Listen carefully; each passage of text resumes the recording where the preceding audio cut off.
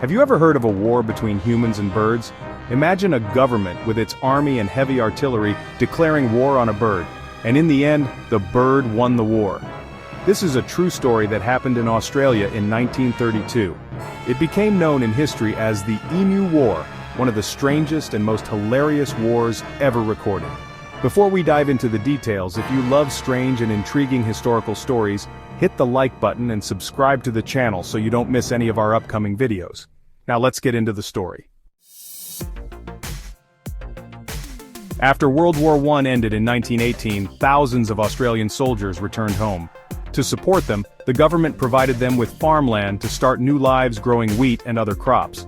However, by 1932, these farmers faced a severe economic crisis due to the Great Depression that affected the entire world. Wheat prices collapsed and farming became barely profitable. And as if that wasn't enough, a new problem emerged that made things even worse: the emu invasion. Emus are one of the largest birds in the world, standing up to 2 meters tall and weighing around 45 kilograms. They can't fly, but they can run at speeds of up to 50 kilometers per hour, easily faster than a human. In November 1932, around 20,000 emus migrated to farmlands in Western Australia. They devoured crops, destroyed fences, and left the fields looking like a battlefield. The farmers tried everything to fend them off, but their efforts failed. Left with no choice, they turned to the government, which decided to officially declare war on the emus. The Australian government sent a military unit led by Major GPW Meredith, equipped with machine guns and massive amounts of ammunition. Their mission was simple: kill as many emus as possible.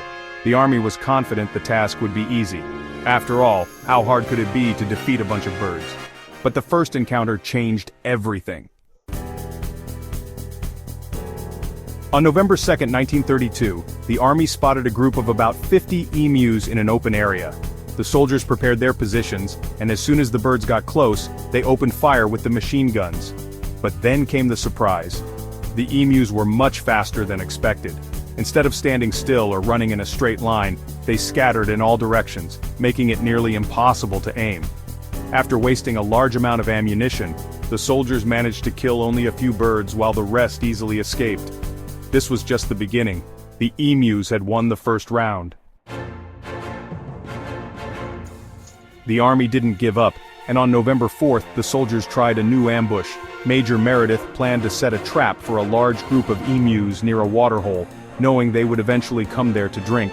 This time, the plan seemed more organized. As soon as the emus appeared, the machine guns began firing, but suddenly, the machine gun jammed. The emus seized the moment and fled the ambush, leaving the soldiers frustrated and defeated yet again. The emus proved to be smarter and tougher than anyone had expected. They started moving in small groups instead of large flocks, making them harder to target. They also managed to escape into the dense farmland, further complicating the army's efforts. Major Meredith himself admitted the birds' intelligence, saying, "The emus have remarkable war tactics. Each group seems to have a leader, and the leading bird keeps watch while the others feed. If danger approaches, it signals the group to flee." After weeks of fighting, the army was exhausted. Despite firing over 2,500 rounds of ammunition, they only managed to kill around 12 birds.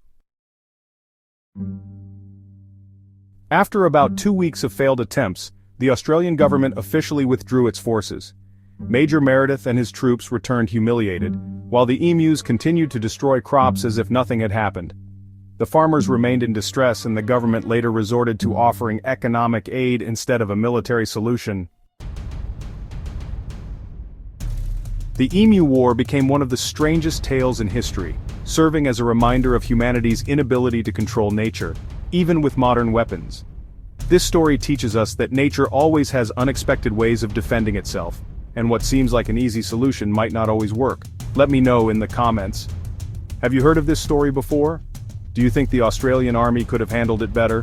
Don't forget to hit the like button if you enjoyed this video, share it with your friends who love strange stories, and subscribe to the channel for more exciting tales. See you in the next video.